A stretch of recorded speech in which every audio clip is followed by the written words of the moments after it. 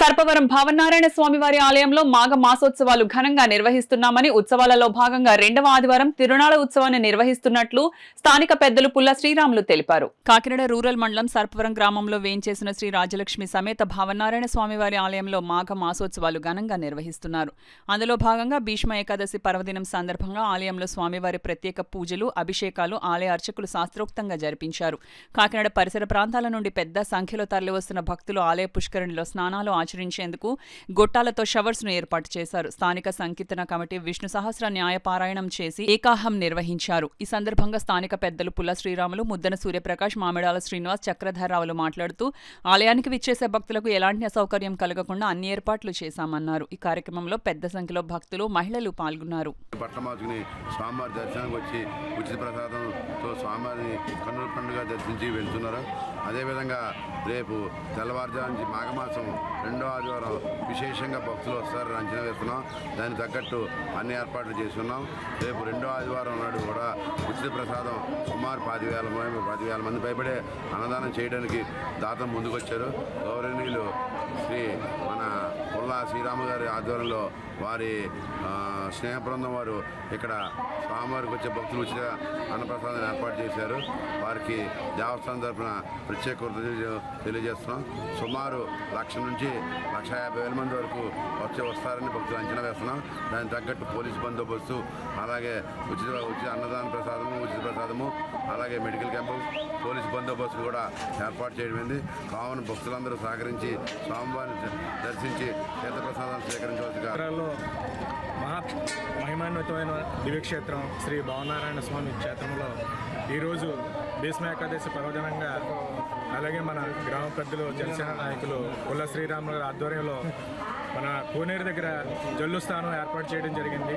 అలాగే మాఘమాసంలో 4 ఆదివారాల్లో 2వ ఆదివారం రేపు విశేషమైన పూజలు, అలాగే భక్తులు అనేక వేల సంఖ్యలో భక్తులు రానున్నారని మాకు ప్రతి సంవత్సరం చూస్తూ ఉంటాం. ఈ సంవత్సరం కూడా 25,000 మందికి అన్నప్రసాద వితరణ విశేషంగా జరుగుతుంది. అలాగే పాలు, ఇతర మన ఫ్రూట్స్ కూడా భక్తులు డోనర్స్ ద్వారాగా భక్తులకి ఏర్పాటు చేయడం జరిగింది. కావున రూరల్ నుంచి, అలాగే జిల్లాల నుంచి, నలుమూల నుంచి వచ్చే భక్తులందరూ కూడా స్వామివారి దర్శనం చేసుకుని ఆయన దివ్య ఆశీస్సులు పొందాలని ఇస్తుంది. అదేవిధంగా ఎన్నో ఏళ్లుగా స్త్రీలు స్నానం చేసి వస్త్రాలు మార్చుకోవడానికి చాలా ఇబ్బందులు పడే రోజులు ఉన్నాయి. అలాంటి దృష్టిలో శ్రీరాములు గారు ఆలోచించి మరి పంచాయతీ కార్యదర్శి ఆయన ద్వారా అది షెడ్ ఏర్పాటు చేశారు. అదేవిధంగా స్నానాలు చేస్తే మెట్లు జారుతున్న ఇబ్బందులు పడతాయని విధానంగా ఉండడంతో లేడీస్కి అన్ని అవకాశాలు ఉన్న జల్లు పైప్ లైన్ ద్వారా జల్లు స్థానం ఏర్పాటు కూడా చేశారు. మరి గ్రామస్తులు, మహిళలు అందరూ చాలా ఆనందం వ్యక్తం చేస్తున్నారు. రేపు 2వ ఆదివారం విపరీతమైన జనం వస్తారు. మరి పుల్ల శ్రీరాములు గారి ఆధ్వర్యంలో అన్నదాన కమిటీ 30,000 మందికి అన్న వితరణ ఏర్పాటు చేయడానికి నిర్ణయించారు. అదేవిధంగా చంటి పిల్లలకి పాలు, పెద్దలకి టీ, మరి ఫ్రూట్ జ్యూస్ కూడా అన్నీ ఏర్పాటు చేశారు.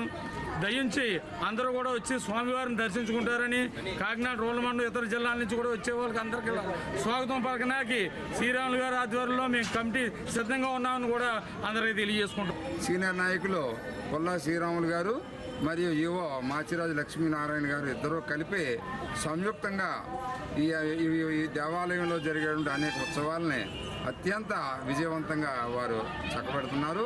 భక్తులందరూ కూడా వేలాది మందికి భోజనాలు పెడుతున్నారు. అంటే భోజనాలు పెట్టడం అంటే చాలా చోట్ల పెడతారు, కానీ రుచికరంగా భోజనం చేసేటువంటి భక్తులకి మంచి ఆనందం కలిగించేలాగా ఇక్కడ వేలాది మందికి భోజనాలు ఏర్పాట్లు చేస్తున్నారు.